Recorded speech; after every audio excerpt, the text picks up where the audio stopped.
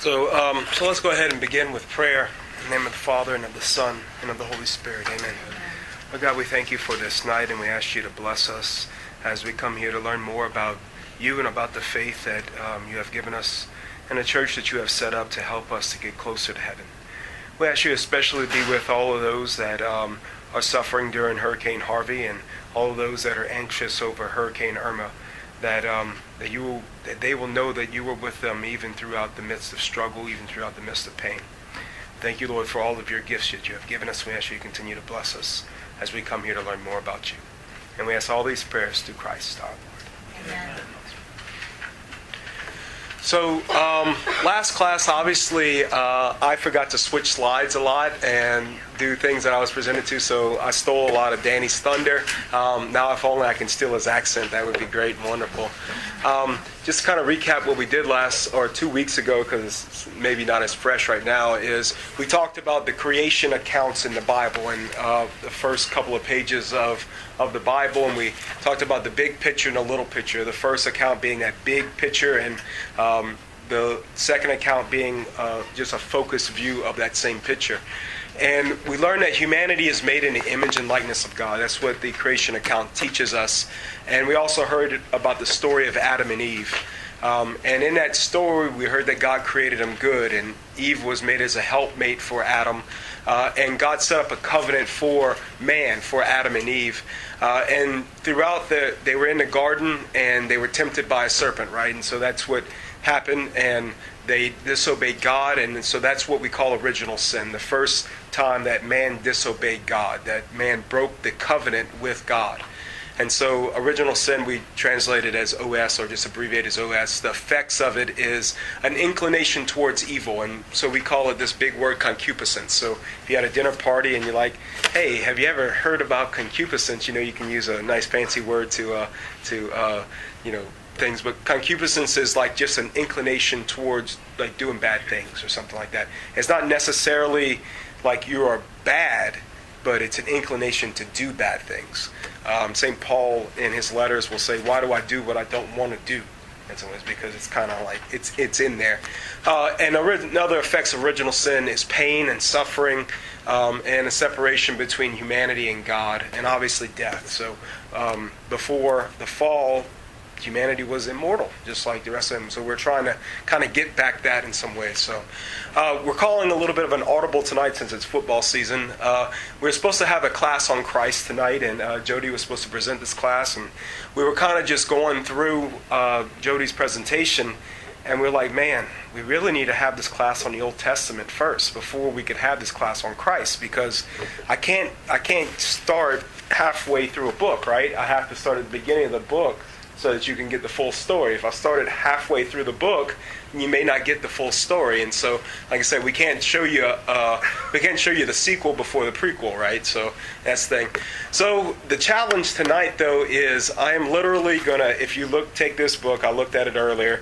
It's 900 plus pages of reading in 55 minutes. So this will be very interesting. So we'll see how far we get to it, and hopefully I won't get bogged down too much in it. So there are different periods in what we call the Old Testament, which is the first half of this Bible.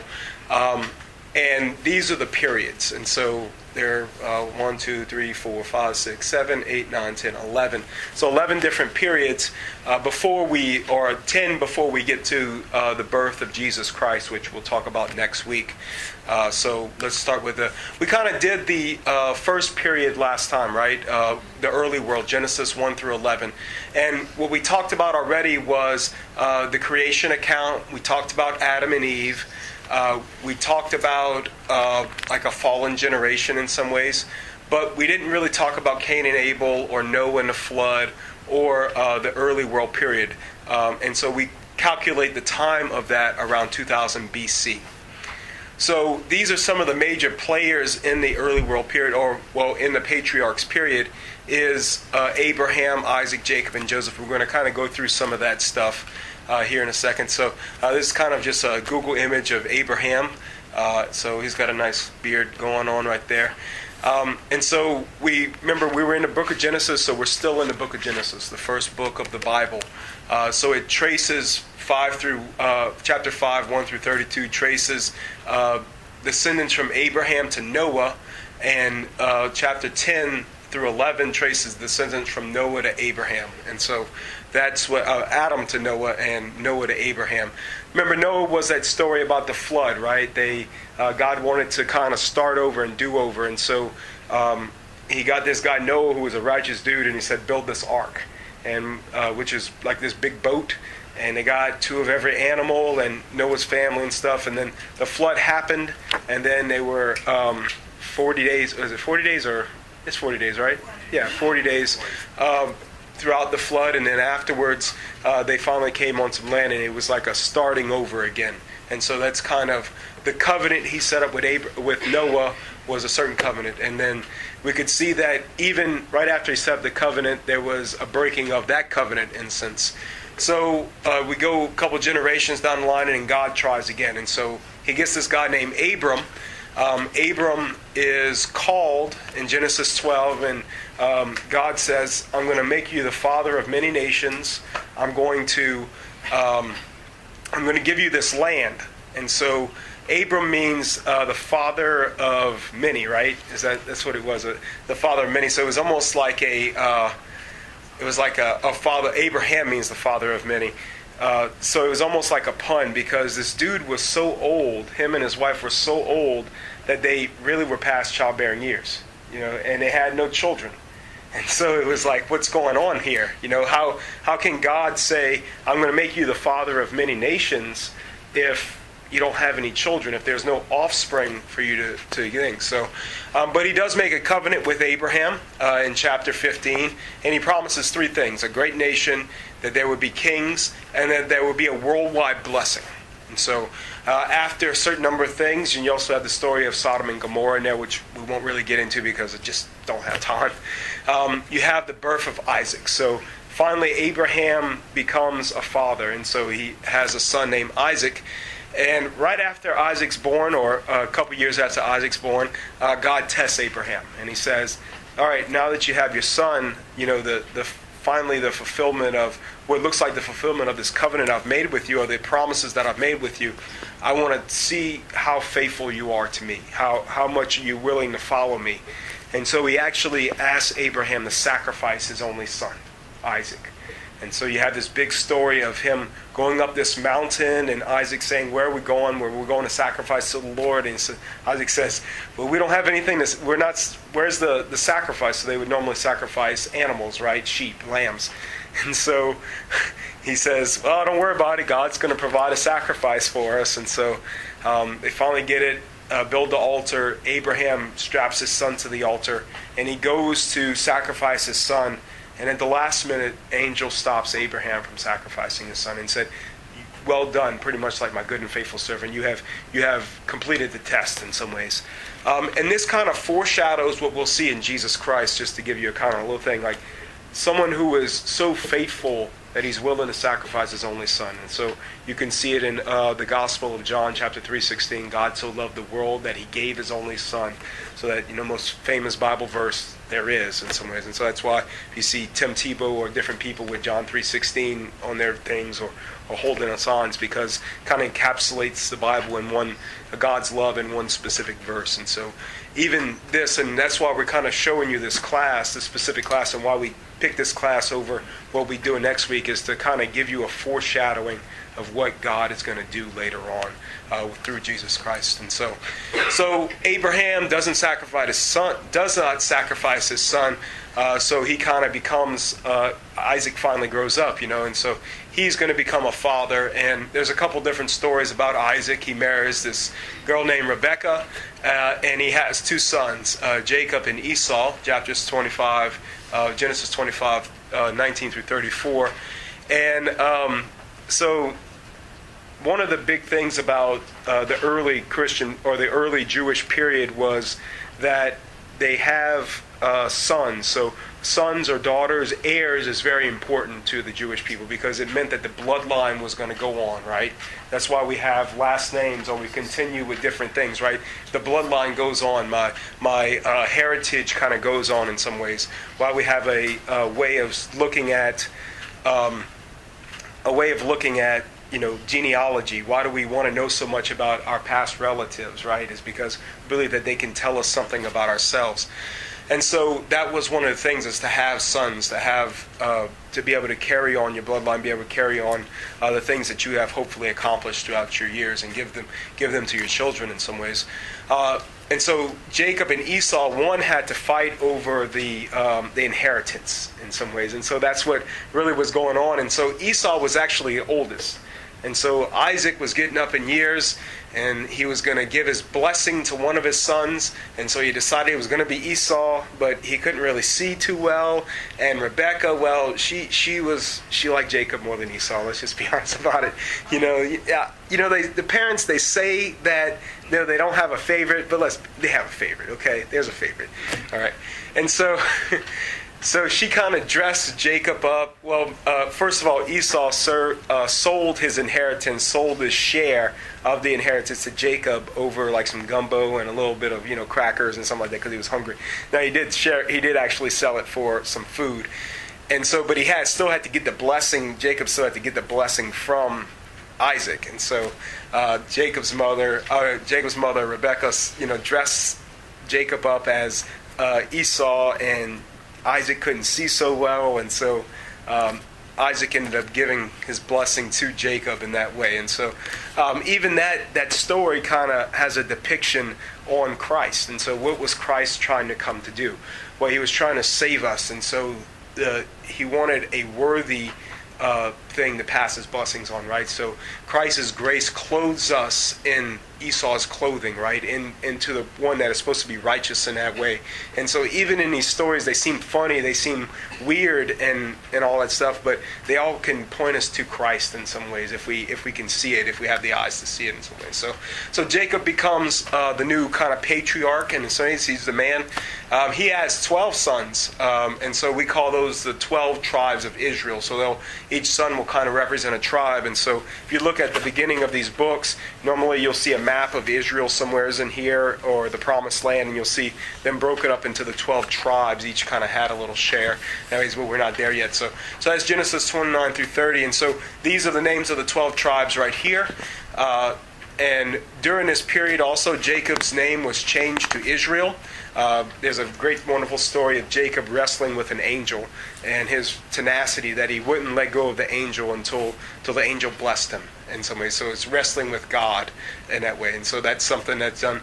But change his name to Israel because Israel means will be a blessing to many nations. So that's part of that covenant, right? That God made with Abraham. He will be a blessing to many nations, or his descendants will be a blessing to many nations. And so this is kind of like foreshadowing of what's going on here with that. So Jacob's name's changed to Israel.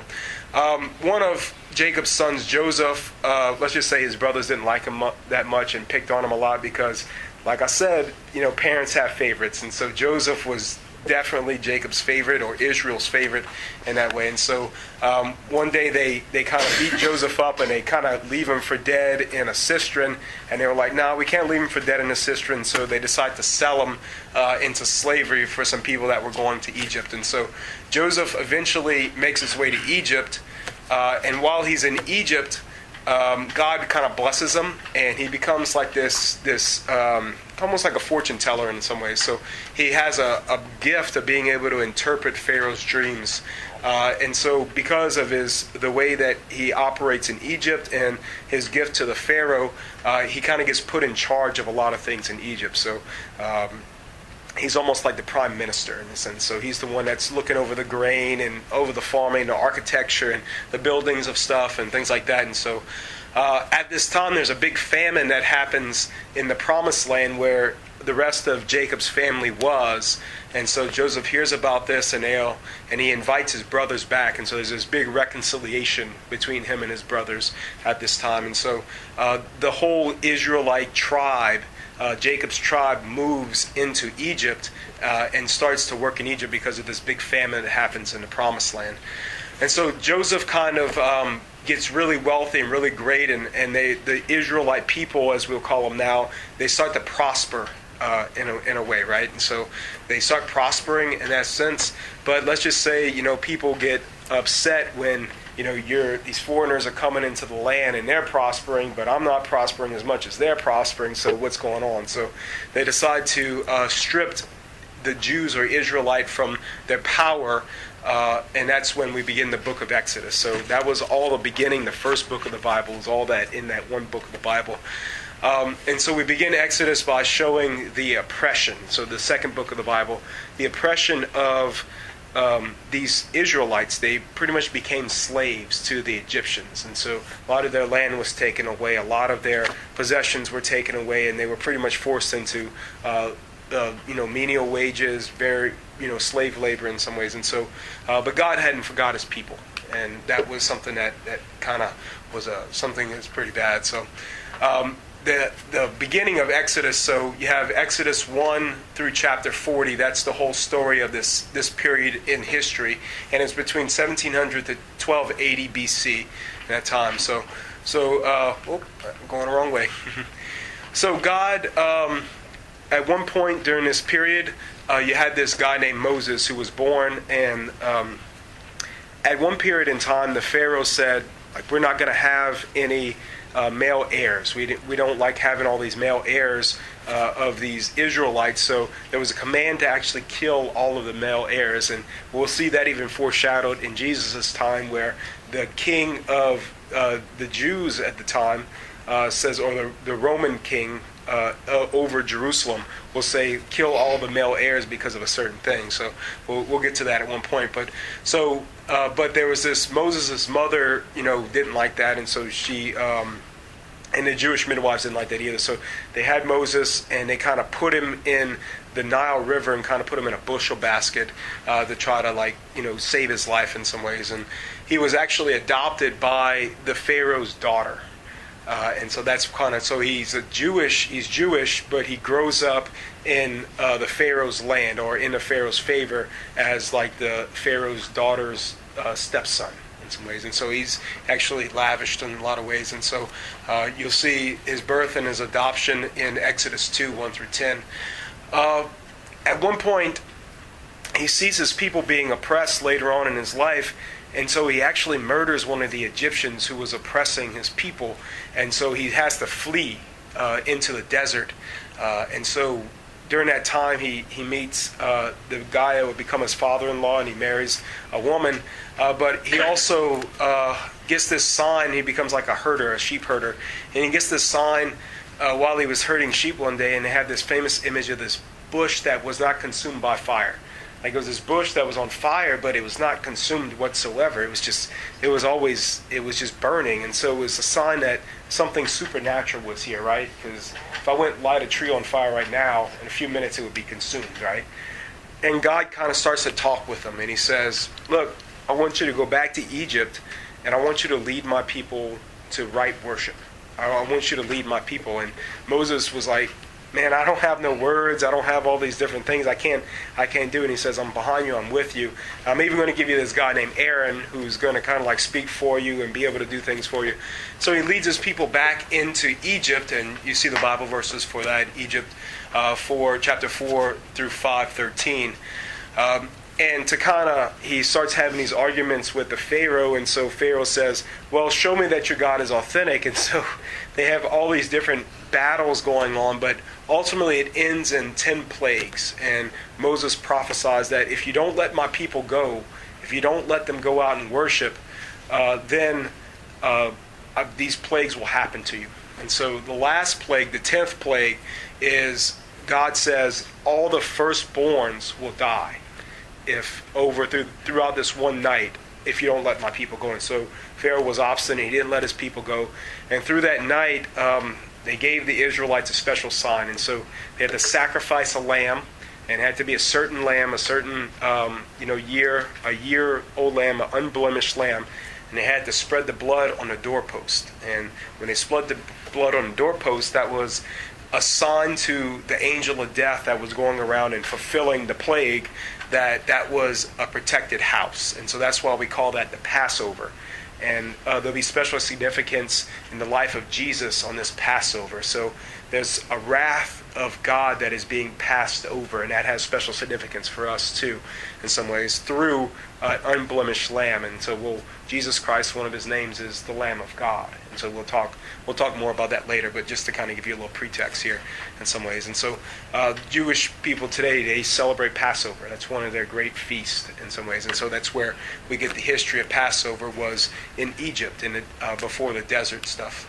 So finally, after the horrific 10th plague, Pharaoh says, get out of here, get away. And so they start to have an exodus from Egypt. Exodus means a leaving, right? So that's why the book is named what it's named. And so after he says let him go, he was not happy about his decision, so he starts to try to follow the Israelites to kill them all. And you had the great miracle of the crossing of the Red Sea, the Red Sea actually opened up for them and they were able to cross it. The History Channel has tried to debunk the miracle of the Red Sea over and over and over again, if you've ever read some of the stuff during Easter time or whatever. But we believe in miracles, and so that's one of the miracles. So you get across the Red Sea, and so they're finally kind of like in the wilderness area, right? They're not in Egypt anymore.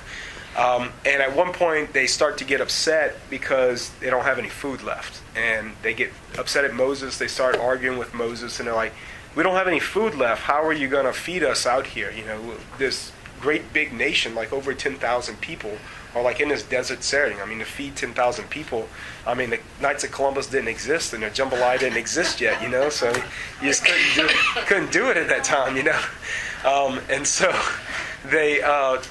God says, I will give you something to eat. Like, I will give you sustenance myself. And so you have this great story of the manna in the desert where just in morning the bread, or this heavenly bread, would come to them and they would be satisfied and nourished. And that's a sign of the foreshadowing of the Eucharist, that God will give something that would nourish us forever, not just for a little bit in some ways. And so that's what the manna in the desert kind of foreshadows.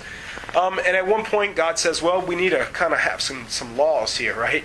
And so he sends Moses up to this mountain and he says, like, all right, I'm going to inscribe these laws, and so that your people could have a code, so they know what to live by in some ways.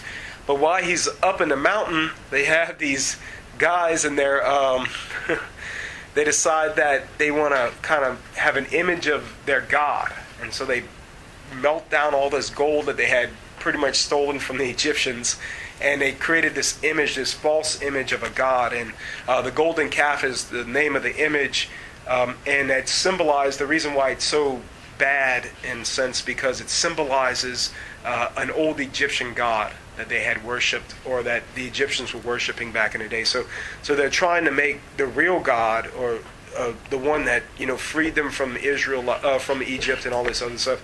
They're trying to make him this other god, and that's part of the reason why God was so angry with them. And there was actually a punishment in there when Moses was sent back down the mountain. Actually destroyed the golden calf, and they actually melted it down and had them drink the actual gold from the golden calf, just because, like, this is not your God. Like, I am your God. I don't need this image of this God. Like, and so that was one of the things that really is one of the great stories of Exodus, I think, in some ways. And so during their sin, I guess, in a lot of ways, the priesthood was kind of forfeited by most of them. So remember, Abraham said he was going to sanctify the world, right? That was one of the promises that Abraham had. And so throughout that thing, so a lot of them were, except for this guy named Levi, who was one of the tribes.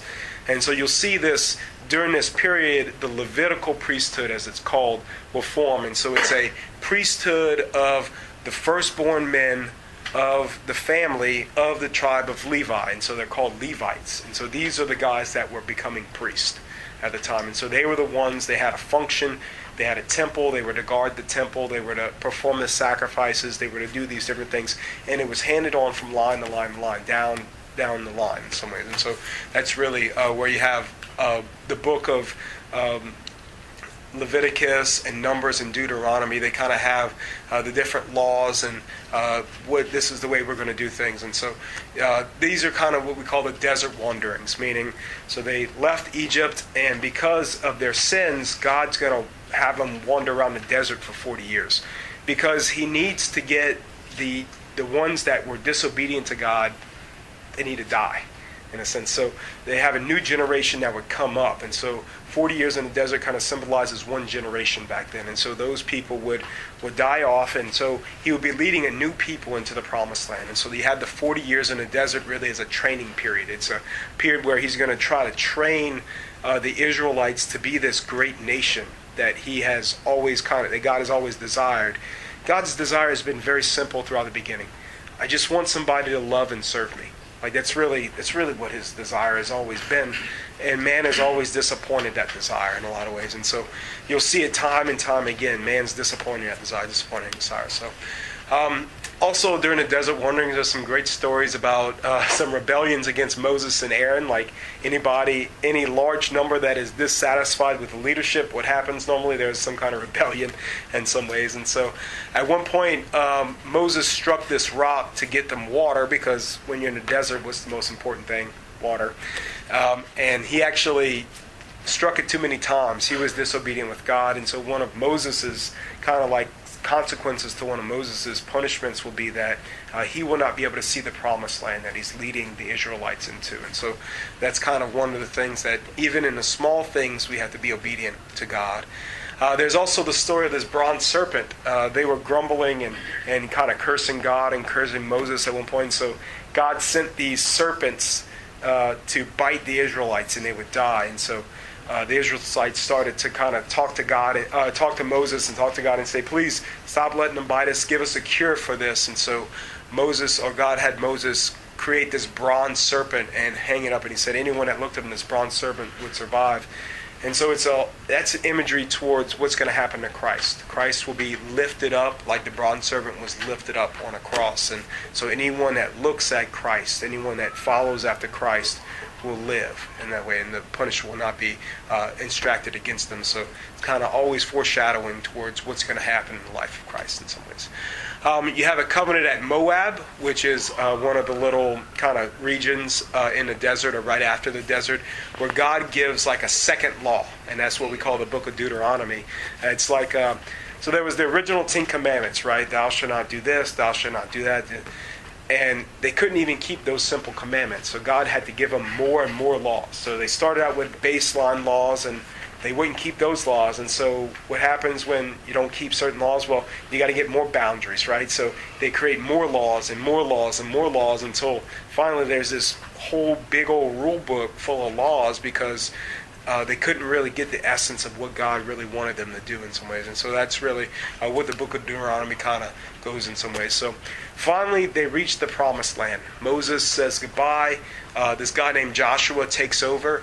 And this is kind of like the era of the conquering of the promised land. So God said, I'm going to bring you back to the promised land. I'm going to give you this land. And so that's kind of what this whole land is. So it's the conquering of the promised land, and then the holding of it and the rule within the promised land. So you have the book of Joshua after the first 5 books of the Bible, so the 6th book of the Bible. So Joshua takes over, Moses dies. They begin to conquer the promised land. They first start with Jericho. Jericho is this great and wonderful city, and they have these big, massive walls. And God told Joshua, he said, I don't want you to try to siege the city. I don't want you to try to tear down the walls. All I want you to do is I want you to march around it 3 times, holding the Ark of the Covenant, the tablets where the 10 Commandments were written on, and just walk around it 3 times and 3 times, and I will destroy the city walls for you. And so he walked around it 3 times, 3 times, 3 times, and then boom, the city walls were destroyed, and they were able to take the city of Jericho.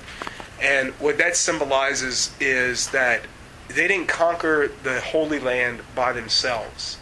God conquered it for them. It was God's power that did this. And that's kind of like on our own faith journey, is we don't get to heaven by ourselves. God gets us to heaven. God helps us to get to heaven. Now, we have to cooperate with that, right? We have to, like Jeremiah, or like Joshua, we have to go along with that calling, right? He had to obey God. And that's what our job is, really, to obey God. But God's the one that kind of gets us there on the way. And so it's good to see that it wasn't just a military strategy, but it was a religious strategy.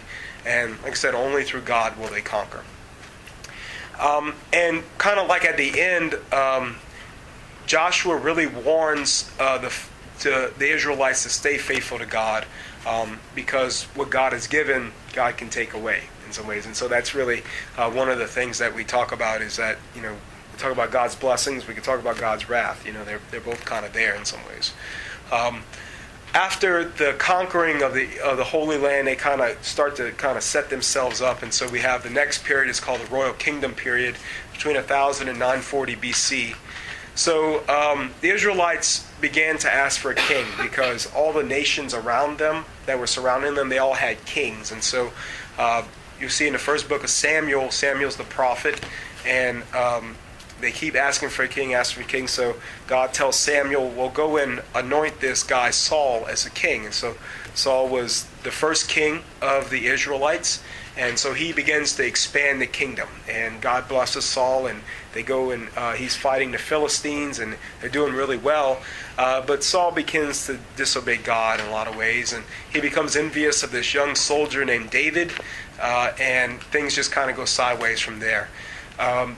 Eventually Saul is killed, and David becomes king, or he was anointed king by Samuel again. And so that's why we're still in the first book and the second book of Samuel.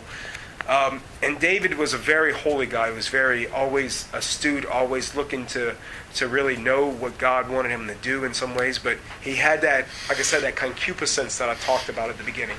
He had that inclination towards sin. And so David was a very lustful guy. And so his sin was, he saw this beautiful woman bathing on a rooftop one day, and he said, man, I really, really want that woman, and I'm the king, so, I just kind of do whatever I want.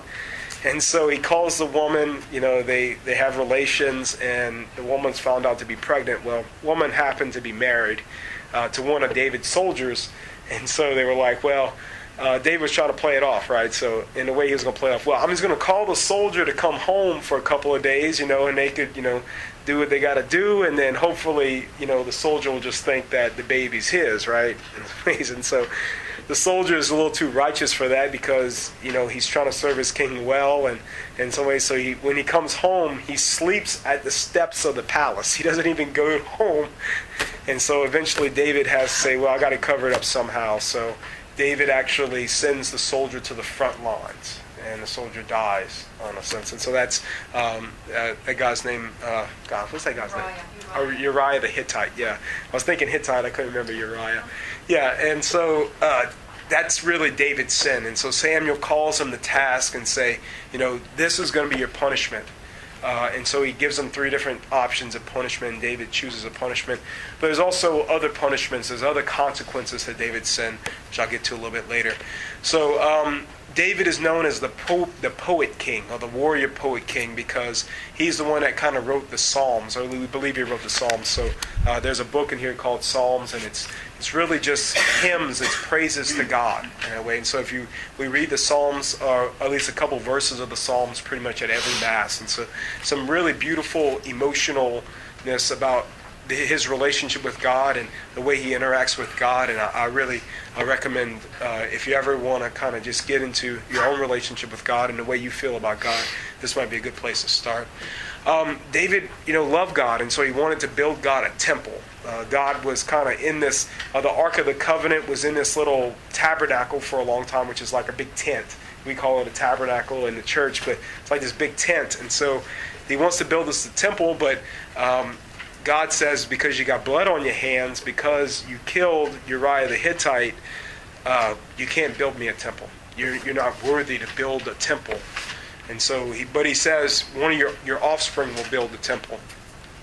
Another consequence of his sin is that one of his eldest son actually rebelled against him at some point, actually overthrew him for a while, until eventually David took back the kingdom in some ways. And so it kind of shows you the sins that we commit, sometimes they have consequences that we don't see until they kind of happen. So David was a passionate guy. He had a sin of passion. His son, a passionate guy, tried to overthrow his father in some ways. And so that's really one of those things. The three important things here during this time of the kingdom of Israel, the first kingdom of Israel. The first is the queen mother was very important, and we'll see that in the Christian lifestyle, that Mary, the queen or the mother of Jesus, will be very important to Catholicism, which we'll have a couple of classes on Mary here coming up in the next few weeks. There was a prime minister, and the prime minister was very important too, because he was the one that kind of legislated and took care of things. The king was the king, but the prime minister kind of took care of things underneath the king. And there was also Eucharistic sacrifices. Eucharist here means bread. So there were bread offerings that were like an atonement for sins at this time. And so this kind of sets up what we kind of do at Mass in a lot of ways. So we have bread and wine that are offered for the atonement of sins that we believe become the body and blood of Jesus Christ. And so that's kind of things that kind of foreshadow what's going to happen in the New Testament in a lot of ways. So, and isn't it awesome that our faith roots back so far back in the history of the faith of the Jewish people?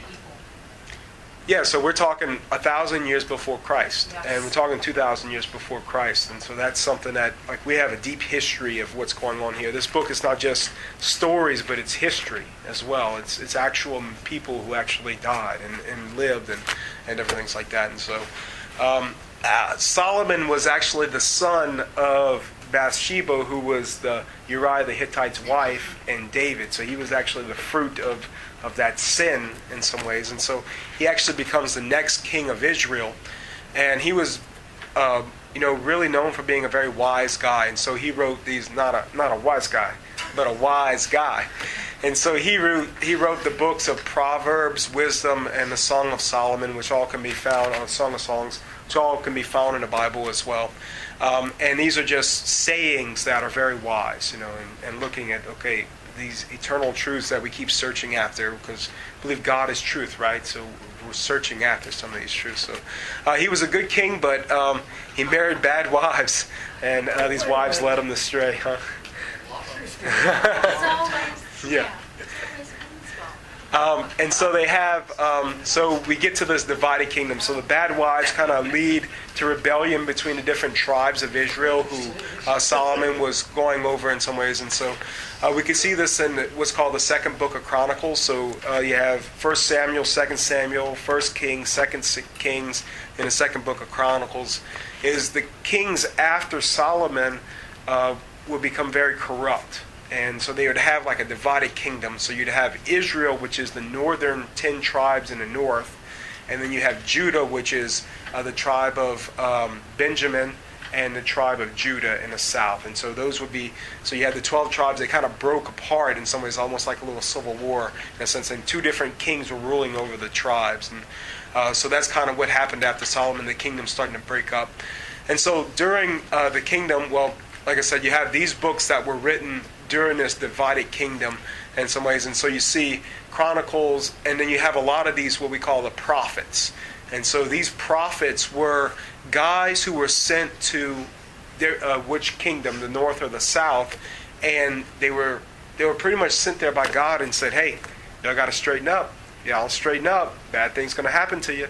That's really what a prophet does, right? He foreshadows, he prophesies what's going to happen if certain conditions aren't met. And you'll see the more corrupt they get, the worse things get, and then eventually God's going to come in and clean house, right? And so that's kind of what happens in here. So you have Solomon, you have the two kingdoms in some ways, and so what happens is called the exile. So we call this the period of the exile, so between 722 and 540 BC. And these are the prophets that will be sent during the exile. We'll talk about that in a little bit. So after the separation, prophets warned of doom if Jews did not obey God. The Assyrians were a country in the north, and so they actually came and conquered Israel. So Israel's the northern part of the Promised Land. They came and conquered Israel, but they couldn't conquer Judah. Judah was actually the more faithful kingdom in a sense. So they were a little bit more faithful to God. So God kind of protected them in some ways. And Babylon came and conquered Assyria, which what happened is Assyria, they exiled all of Israel. So they said, we don't want you to live in your land anymore. We want to disperse you, because if you live together in your land, well, that's more opportunity to have an overthrow, right, or have a rebellion in some way. So they started to scatter them throughout the different lands that Assyria had. And Babylon came in and conquered Israel and Judah together. And so Babylon, Judah, those two tribes were actually exiled to the city of Babylon. So they were actually exiled into one specific place together, so that Babylon could kind of keep an eye on them. And so you'll see the account of the exile in 2 Chronicles chapter 36:15. And so you had those prophets during the exile that they were. That God was still with his people, and there was a promise that God would have them return to the promised land at one point. So you have a lot of these things. So these books, the prophets, aren't as big as other ones, although they have three major prophets: Jeremiah, Isaiah, and Ezekiel. And you have the minor prophets, which are the other ones. And so those are the big books, but then you have smaller books of kind of just where we're going at here. And so you'll see it that during that period. After a while, what happened was Babylon was eventually conquered by the kingdom of Persia. And so Persia was said, you know what, you Jews, y'all just go back to the land that y'all are supposed to be in. And so you had a return to Jerusalem. And so that was the account of the prophet Ezra, who will start that in some ways. And so in 515 BC, the temple was destroyed when Babylon came in and conquered Judah, and so they started to rebuild the temple in some ways. And so Persia was actually conquered by Alexander the Great in the Greek Empire in 333 BC, and the Jewish culture began to become more influenced by the Greek culture in that way. So the last period before Christ is called the Maccabean Revolt. It's from 167 BC to 0, and so that the two book of Maccabees. You won't find these books in any of the Protestant Bibles, because the Protestants believe that once that Greek infiltration kind of happened, in some ways that's where the divine revelation kind of stopped in some ways, even though we have evidence to the contrary. So you won't find these books, but it is part of history.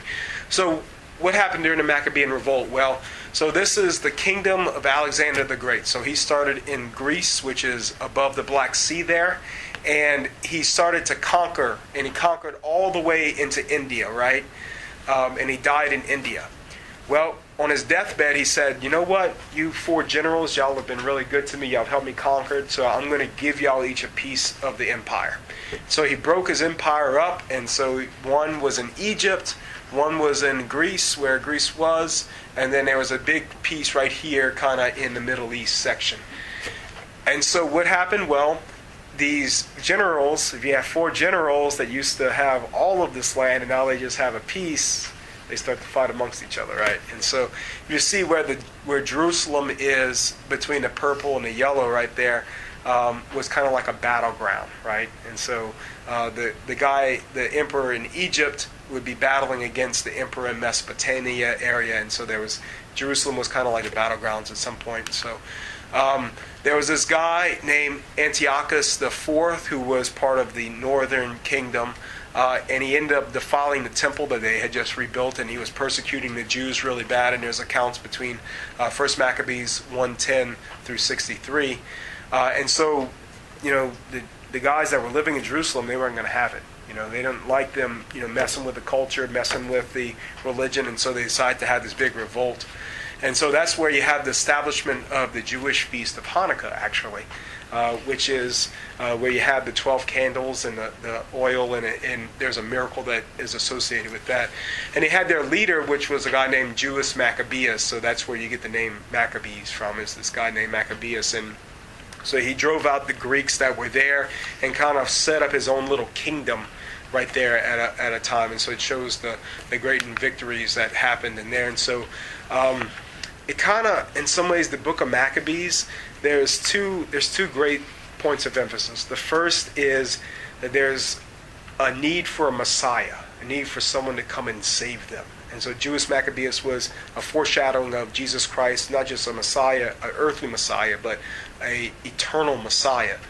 And also in the book of Maccabees, there's this great emphasis on the resurrection. And that's something that Jews didn't automatically believe in, that there would be a life after death.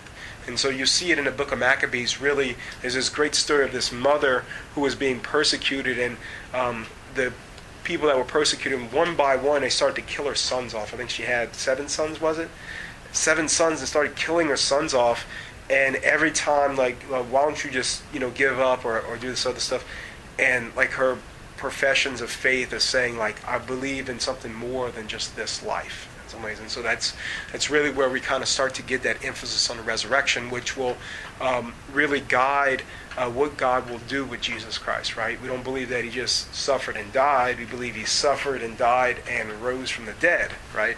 And that's why. So you have that thing, and there's an emphasis on correct worship. Like, we're not going to just do this, this thing. We're gonna try to worship the way God asks us to worship. And so, and you also see a separation between what they call the Gentile culture and the Jewish culture. Like, they're trying to become more pure in what the Jewish culture meant, and try to separate from Gentile, which would be the Greek influence culture that was around them, which God had been trying to separate them for years, for probably 1,000 years when they first got into the promised land in some ways. So one thing that I want to do, I know it's easy to, what time is it right now? 7:30. 7:26, perfect, Tommy. I wanted to give you this little video summary. Actually, I know I've been talking for a while, but I guess might break things up a little bit. So there's actually this great YouTube video, literally 5 minutes. Give you everything I just said in 5 minutes and 39 seconds. So wow. We'll see if hopefully In the beginning, God created the universe and a planet called Earth.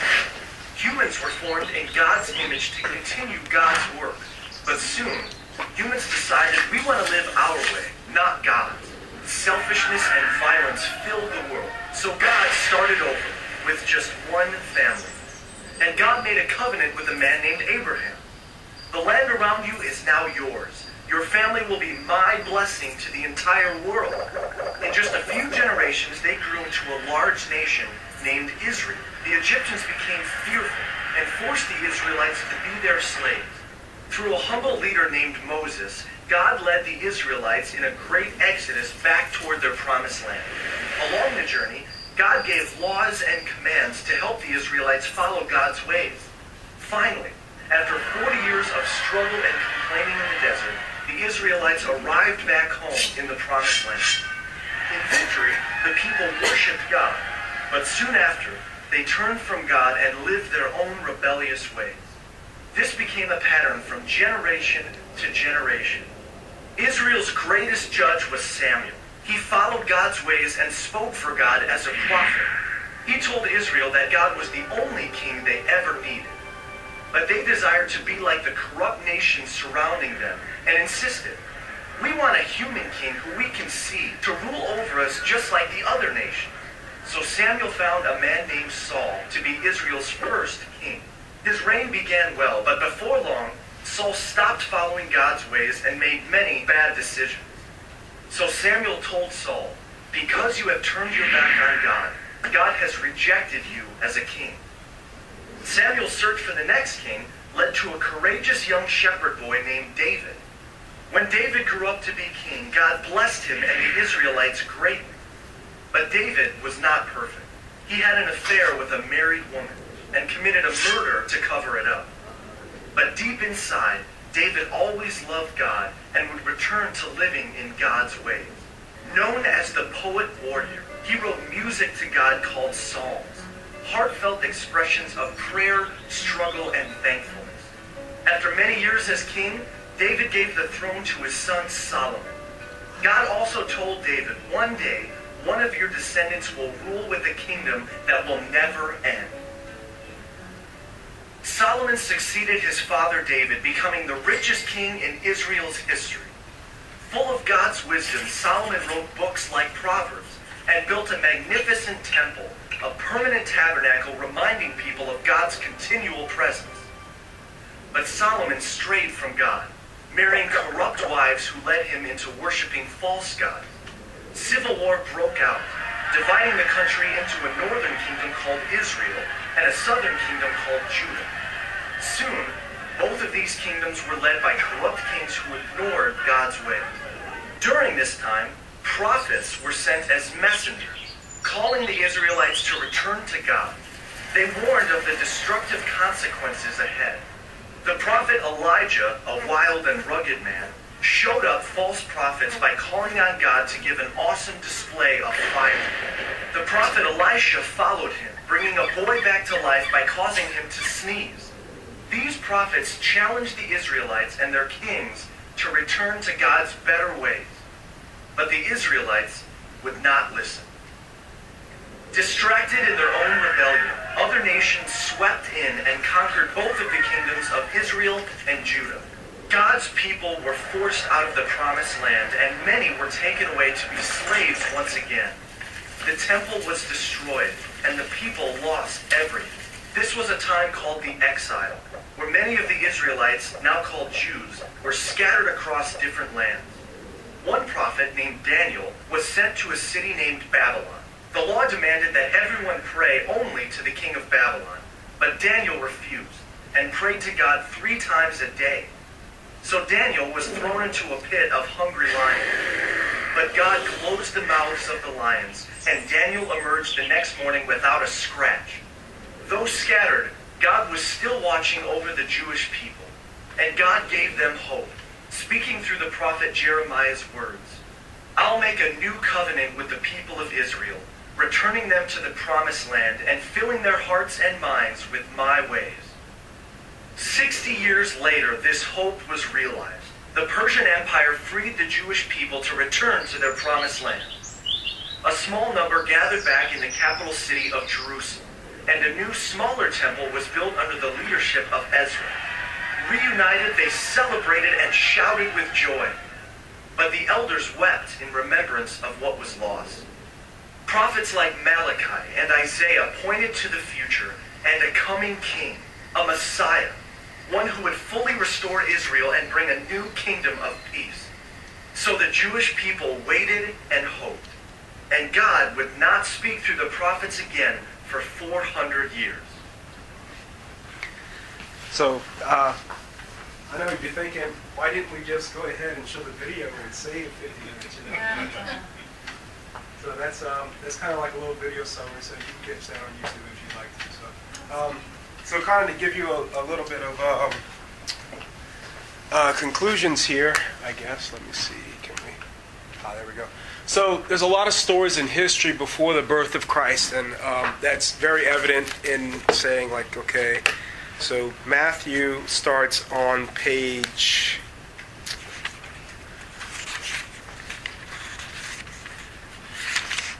on page 1009 or 1007. So 1,000 pages in this book, or close to 1,000 pages in this book, are the history before the birth of Christ. And it's very important because it sheds light on what's going to happen. And so many of these stories, like I pointed out some of them, they foreshadow the coming of Christ, the coming of Jesus Christ into the world. And his stories... where shows that these stories show that, you know, the covenants that God made with his people, that they couldn't really fulfill them. They couldn't really live up to what they said because there was a struggle with original sin, a struggle with concupiscence, and so there was definitely a need for an everlasting covenant, something that wouldn't break, you know, in that way. And so they also show that God was working with his people, that he was never just by himself. The people, he never just totally abandoned them, that he was always trying to work with them, always trying to bring them along to right worship in that way. And so, like we told you at the beginning of these classes, you know, trust the process, trust that these classes will help you out in some ways, even if you don't see it immediate effects. So another thing is, we started out with God's couple, Adam and Eve, and then we went to God's family, the family of Noah, and then we had a tribe under Abraham, and then there was a nation under the 12 tribes, and then there was a kingdom, the kingdom of Israel, and then we got God's world, the kingdom of heaven under Jesus Christ. And so showing you that, you know, it started with one little small seed, and it kind of spread out and grew out from there. You know, whatever plant that you can imagine, you know, how it starts from a very tiny thing, but it becomes something big, like an oak tree or something like that, from just a small acorn. And that's kind of how faith is, that it starts very small, but it can become something gigantic in that way, just the way God has worked in this world. And also that, you know, that there's consequences when we disobey God, you know, and that's something that we can never get from this world likes to say, oh, well, God loves you, and so you can do whatever you want as long as you believe, everything will be fine. That's not what we believe as Catholics. We believe in sin. We believe in something more than just, and there's consequences to what happens to us in that ways. And so we're not just about this message of just total love in some ways. That we want love in this world, but we see the struggle that happens and the struggle that's inside of us all. So now we'll break up into small groups. So let's have, these are kind of some questions that we can start hopefully to guide your discussion. So Deacon Lee will take some of our facilitators and people that aren't in the RCIA program, and y'all can go in the other room, and then we'll kind of stay with the RCIA class here and just kind of discuss what's been going on. So, and then we'll come back in here for our closing prayer afterwards. So.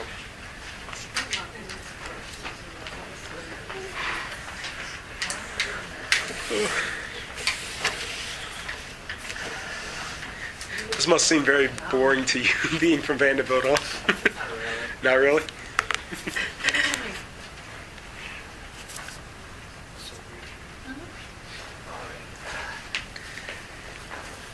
So, I want to get the doors.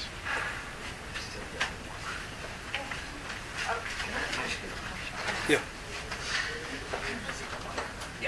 Is there a predominant reason why Jews refuse to follow Christ? Concupiscence, original sin. Original sin. Oh, that's a good reason.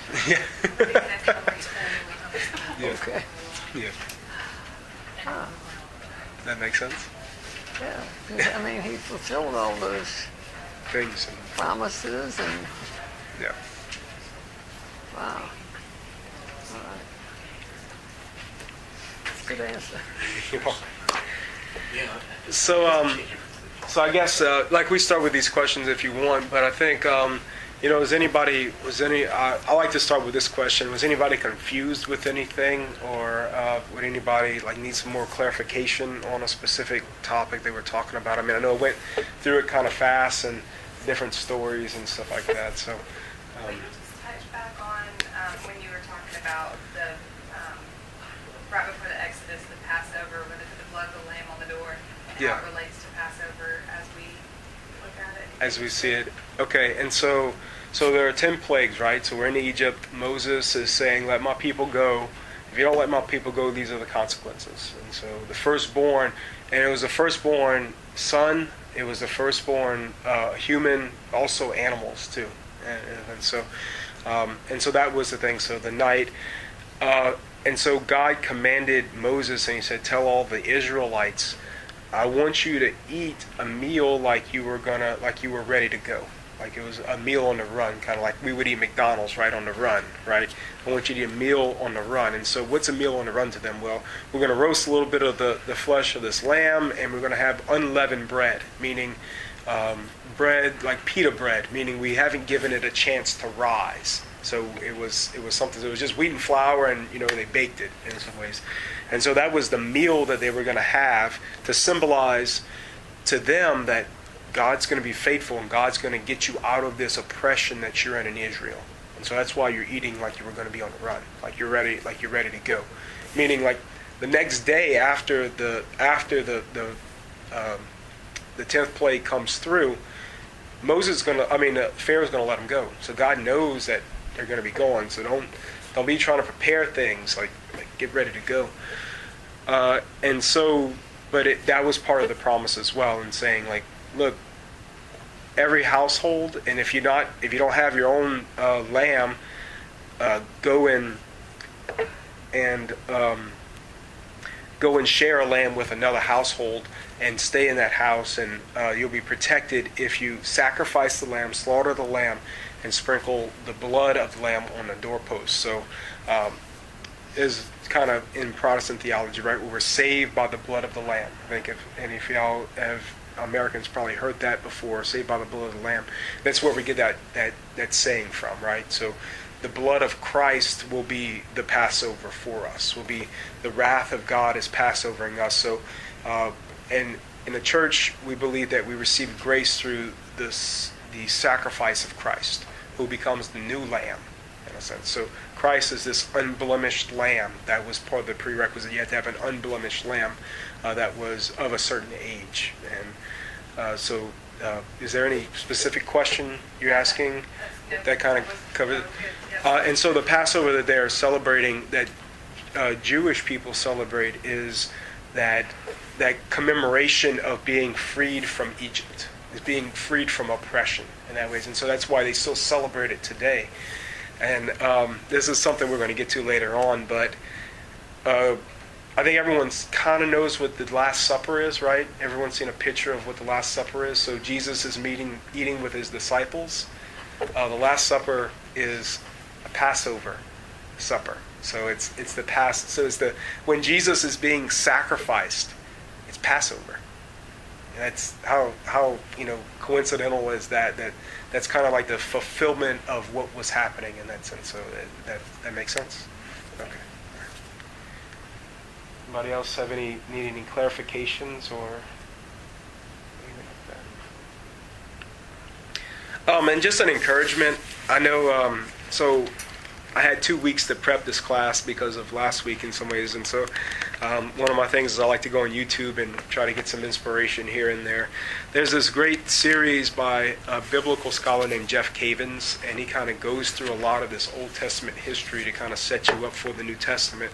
So if you go on YouTube and type in Old Testament history, you can find some of those classes, and I do encourage you, if you do have some extra time, and you really want to know more about the Old Testament, those classes can help you and do a lot better job than what I did tonight, because this is just a glance over it. So the classes, I believe, are about 7 hours of content or more, and I'm trying to do it in 50 minutes, So, but I think it does have a lot of emphasis on what's gonna happen. That's why we chose this, because when we're going over Jody's presentation from 2 weeks ago, we were like, if we don't tell these stories beforehand, then y'all won't know what we're talking about when we get to Jesus Christ. So we got to tell these stories, because it's like the anticipation, it's like the build-up that's coming up before you kind of get to the actual crescendo in the musical and so on. So the questions that I kind of wanted to so is there anything you didn't understand in presentation? I guess, which story is your favorite? I like to kind of go around the room and see which one is. What did you like? Huh? You talking about David? Yeah, you like David? He's pretty wild. He's pretty wild. Is there any particular story that kind of struck you, or you think might be your favorite story out of all the ones that we kind of mentioned?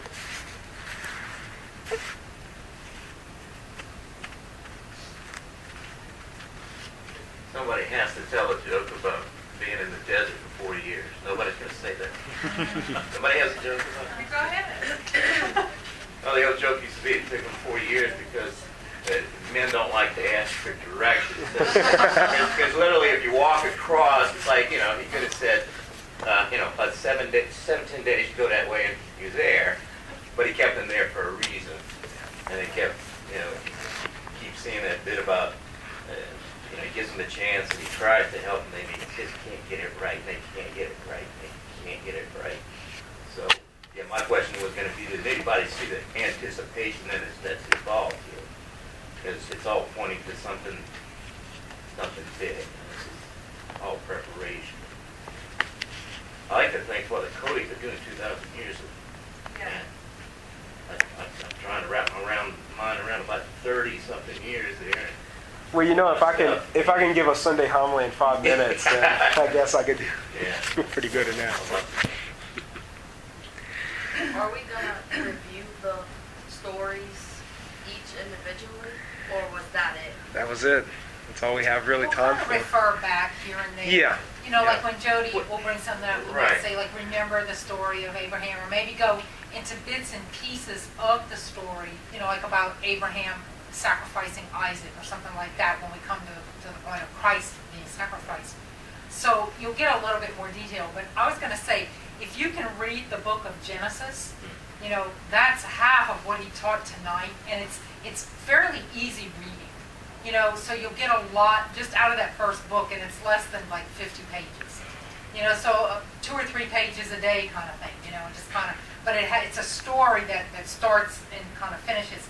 after that, you kind of have to jump around in the Old Testament to get the story in a nutshell, per se, because these are all different books and they're not all in chronological order as to the way things happen. So it's really tough reading the Old Testament unless you know what direction to go in. But the book of Genesis and Exodus are just really critical to understanding a lot of the Old Testament history. You know, like So that's we a should great go back and read it. You should, yeah. You know, and like I said, start with Genesis and then go on to Exodus after that. Well, and I think, so Genesis and Exodus, yeah, they're pretty easy reads in some ways. When you get into Leviticus and Numbers and Deuteronomy, those are like law codes. And so Judge Fungi's not in here, but if anyone's ever read a law code or a law book before, you know how I don't want to read that anymore, you know. So, but they do have significance and importance in those books as well. And I guess really to kind of tell you why there may not be in total historical order. So you have the first 5 books, which we call the Pentateuch, which is, you know, Genesis, Exodus, Leviticus, Numbers, and Deuteronomy. And those books are like in chronological order. And Joshua and Judges, that's all in chronological order. And 1 Samuel, 2 Samuel, 1 Kings, 1 Chronicles, those are like the history books. So they're all in chronological order. The Psalms really aren't put in chronological order because there's like, so they got the history section and then they have like the wisdom section of books that are like wise sayings in some ways, and then they have like the prophets section.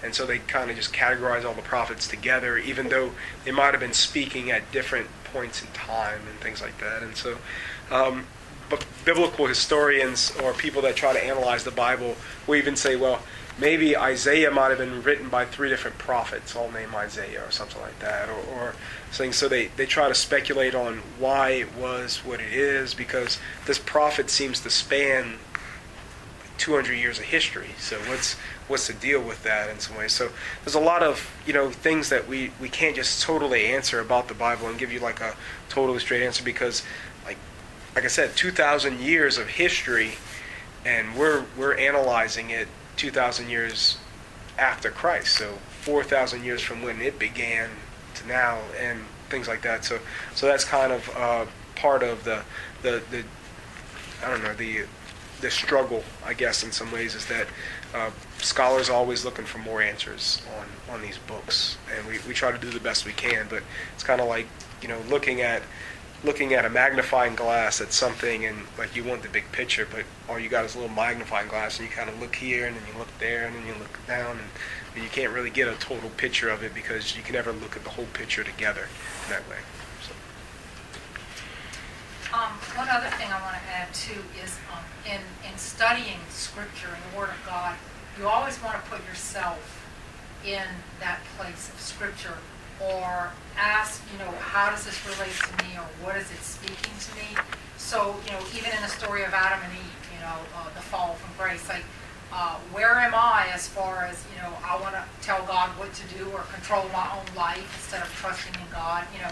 And when you see the history in the Old Testament, if you do study it, Jeff Cavins has an 8-week session, and he also does it in 24 if you want to go into some detail. Wow. I think you can purchase it online.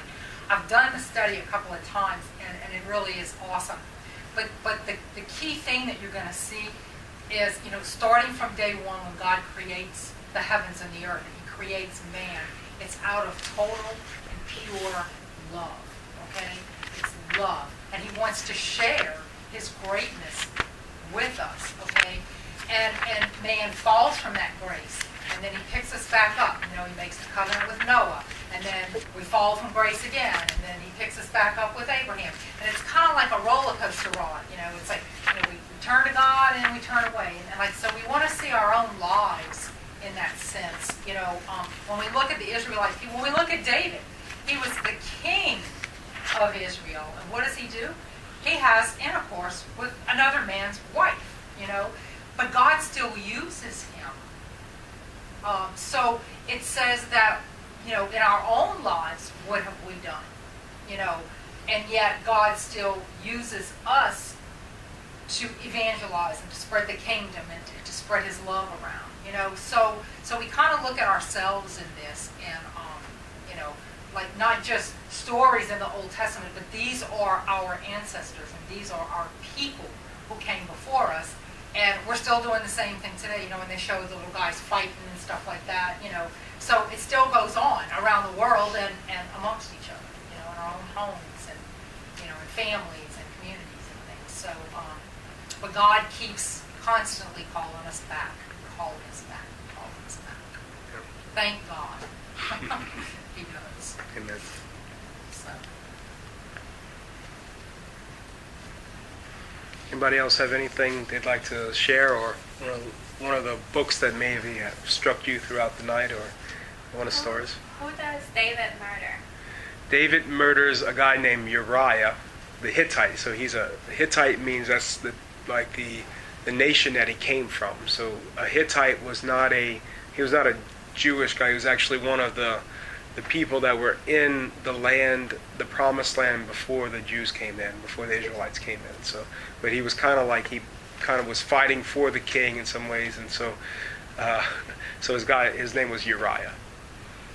And the reason he killed him is because he had done a shameful thing by, having relations with Uriah's wife, and then she was pregnant. So it's Uriah's wife? Yes. Okay. Yeah, it was Bathsheba's husband, Uriah, okay? And rather than be disgraced in his kingdom, he decides, well, I'm going to call him home and get him to sleep with his wife, and he'll think it's his kid. Well, when that doesn't work, then he actually sends him to the forefront knowing he's going to be killed. So that way it's like he's saving his own face, but somebody knows about it and goes to David and says, tells him a little story, Yeah. In a roundabout way, and David realizes that he knows what he's done. Well, That's how. So if you want to read the whole entire story, you can, let's see, where's it at? It's 2 Samuel, so on page 279 in the Bible that you have, chapter 11. And it's actually, the chapter title's David's Sin. So what's his actual sin. So. Yeah, and if you actually read some of the Psalms, especially 51, David greatly regretted his sin, had great sorrow for what he had done. He realized it was wrong. He knew it was wrong, And so that tells us that we do things that are wrong, but God forgives and allows us to rise above that and become better people. So, because that's one small part of what David did. Yeah. David was a great king. Yeah, that's really what was. common missing is that David really was a very great king, and in a prideful, envious thing, pride, always gets in the way, and he does this, which he was very sorrowful for. But he was a great king both before and after. Yeah, and so when he was younger, if any of y'all ever heard of David and Goliath, the story of David and Goliath, when David was just a young soldier in Saul's army, who was the king before him, he's this young strapping lad, but he's kind of small, and he goes up against this giant Philistine army, and this giant guy named Goliath, who they say was at least 7 feet tall, and he kills him with a slingshot, so there's a lot of different stories of David that you can see in the book of Samuel, first and second book of Samuel, that kind of show how awesome he was. But he can be the most awesomest dude in the world and still be susceptible to sin, that way. So. And he wrote all the Psalms? Well, as Catholics, we believe he wrote all the Psalms, but you'll have different biblical scholars that'll say, no, well, the Psalms were written by multiple people or by this other stuff. So originally we would say that he wrote all the Psalms. We would say that Moses wrote the first 5 books of the Bible, so that's how you get that. So, but you have other scholars that'll say differently. So, like I said, we're like that magnifying glass trying to peer into that tapestry. So you have debate about certain things, and so we don't make you hold that you have to believe that Moses wrote all the first 5 books of the Bible, or that David wrote all the Psalms. What we ask you to believe is that it's the inspired word of God, that through the inspiration of those people that God was speaking through them in that way. And so that's there are certain things that we can still struggle and argue about, and there are certain things that, like, if you want to be Catholic, this is what we believe. And so that's where we're at on it. So.